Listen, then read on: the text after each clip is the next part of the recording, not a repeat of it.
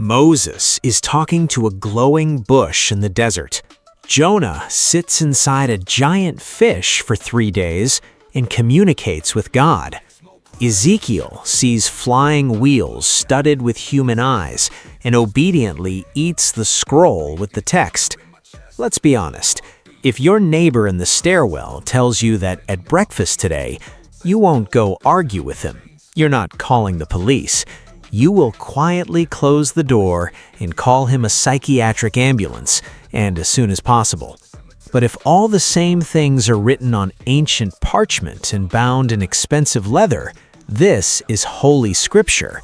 These texts are used to build world empires, laws, courts, and ideas about morality among half of humanity.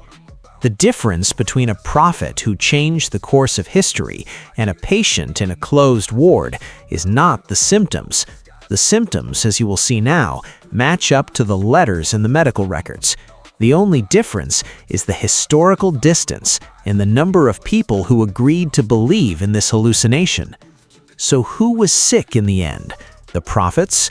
Or us, the people of the 21st century, who continue to pretend that these are fundamentally different things?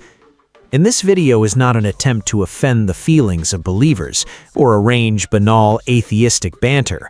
The question is much deeper, and it concerns you personally. Where do you get the absolute ringing certainty that your inner voice is telling you the truth? Everyone had moments of strange, frightening clarity, a sudden epiphany, a wild intuition that suddenly worked, or a feeling that the right decision literally flew into my head from the outside. Today, as an advanced person, you will call it insight or subconsciousness. A man 3,000 years ago, with the exact same electrical activity in the temporal lobe of the brain, would have called it a revelation and the voice of God. The line between brilliant intuition and clinical delirium is not a physical line in your head. The brain does not see this facet at all. For him, everything that happens inside the skull is 100% irrefutable reality. This line is drawn exclusively by culture. It's society that decides who to declare you, an artist, a madman, or a messiah. If your own brain tomorrow gives you a 3-dimensional color, sound vision that will seem more real to you than your entire previous life, how will you distinguish it from the truth? Spoiler alert, nothing. But modern neuroscience is able to answer this question in a couple of minutes. This is usually where the standard boring argument begins. Theologians say, it was God, the prophets are holy, their texts have survived the ages. Atheist skeptics shout, these are all fairy tales, metaphors, and inventions of ancient politicians in order to control the crowd. Both camps are wrong because they persist in ignoring one hidden variable. They ignore biology. Both argue about the meaning of the texts, but no one asks what physically, at the level of neurotransmitters and cells, was happening in a person's head at the moment when the heavens opened. The descriptions of prophetic ecstasies in the Bible are frightening in their clinical, referential accuracy. A sudden blinding light, the feeling of someone else's colossal presence nearby, loss of control over your own muscles, clear, audible speech in the complete absence of a sound source. And the main thing is the cosmic feeling of delight and absolute truth of what is happening. These are not just beautiful metaphors of ancient chroniclers. This is a classical symptom complex that has clear names in psychiatry and neurology. And to survive all this, you don't need prayers, fasts, or sanctity. Modern science has learned to reproduce the biblical revelation in the laboratory without any God, with a simple electrode. Let's look at the main biological engine of mystical experience. In neurology, there is a diagnosis of temporal lobe epilepsy. These are not the convulsions when a person falls to the floor foaming at the mouth. The motor cortex is responsible for this. The focus of temporal lobe epilepsy is located where the brain processes memory, emotions, and most importantly, forms a sense of your own I in space.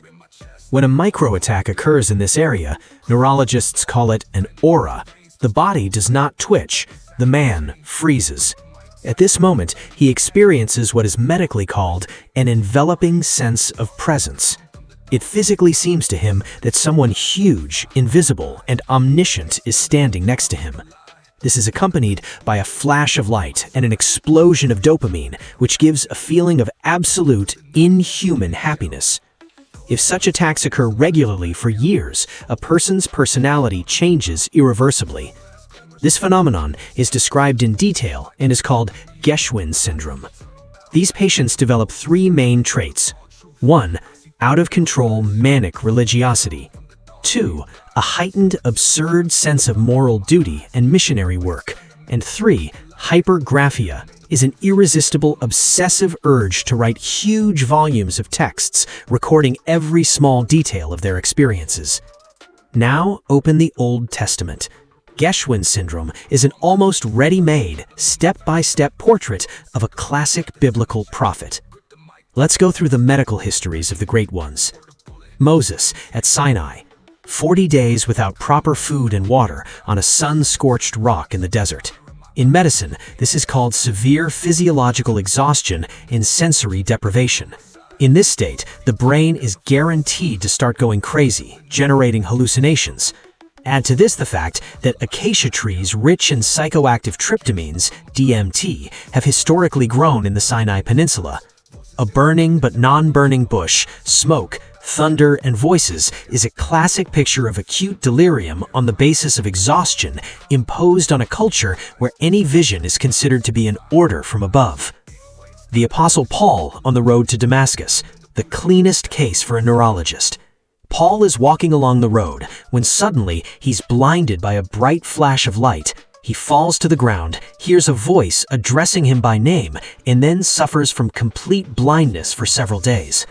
This is not just a mystery, it's a classic description of an ictal epileptic attack of the temporal lobe, followed by post-ictal syndrome and temporary damage to the visual cortex. Historians of medicine diagnosed Pavel with this diagnosis back in the 19th century. John, on the island of Patmos, the author of the Apocalypse. A solitary exile on a remote, rocky island in complete isolation. The brain, deprived of external stimuli, switches on the mode of generating nonsense. Chaotic, insane images, monsters with lots of eyes, angels, bowls of blood, horses. This is not a structured literary text, it's a typical stream of hallucinations with deep deprivation. Do you need closer examples? Fyodor Dostoevsky. Not a biblical character, but a genius who left accurate descriptions of his epileptic seizures. He openly wrote that a few seconds before the seizures, he experienced such delight, such harmony and unity with God, for which one could give his whole life. Dostoevsky himself admitted, "In those seconds, I understood why the saints abandoned the earthly world." The genius well understood that his religious ecstasy was just a bug of his own damaged nervous system. But let's raise the bar. This whole story is not about neurons, it's about power. In ancient times, when there were no courts, constitutions, ratings, and elections, leaders faced a wild problem: where to get authority. Why should the crowd obey you? And humanity has invented an ingenious political technology. Make sure that the law does not come from you. The prophet does not invent rules on his own. He simply translates the will of God. Arguing with a prophet is not arguing with a political opponent. It's arguing with the creator of the universe. This transfers any dissenter from the status of a critic to the status of a heretic who can be legally executed. This button is so firmly embedded in the human psyche that it will work perfectly in 2026. Look at the modern leaders of totalitarian cults. They use exactly the same architecture of persuasion as they did 3,000 years ago. Why are there sects? Look at Silicon Valley. A charismatic startup comes on stage and sells investors not boring Excel spreadsheets, but his great vision that came to him in meditation. The politician talks about his historical mission instead of showing the inflation charts. It is still easier and more pleasant for us to believe someone else's ecstatic revelation than a dry, boring reality. If you expect me to say in the end, religion is just a byproduct of a sick brain, we're splitting up, then no. Everything is much more subtle. Diagnoses in biology perfectly explain the mechanism of hallucinations, but they can't say anything about the value of what the person did afterwards. Millions of people around the world are currently experiencing seizures of temporal lobe epilepsy, hallucinating on psychedelics, or hearing voices with schizophrenia. But none of them creates ethical systems that keep civilizations from self-destruction for thousands of years. The real miracle of the prophets is not that their brains broke down and showed them wheels with eyes. The real miracle is that they possessed the rarest, ingenious intelligence which was able to package this neurological nightmare in the form of laws, poetry, and great books which were accepted and assimilated by the whole society. A diagnosis does not destroy a prophet, it only proves that for centuries we have confused the cause of hallucination with the cause of its enormous impact on the world. These are two completely different processes. It seems that the dilemma of saints or madmen was originally formulated incorrectly. These are not mutually exclusive things.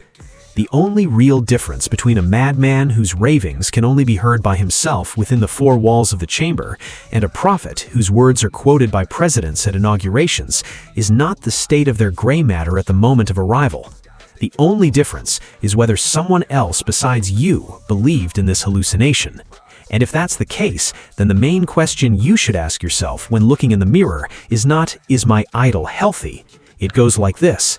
How many people do I need to convince of my rightness in order for my personal madness to become a sacred truth for them?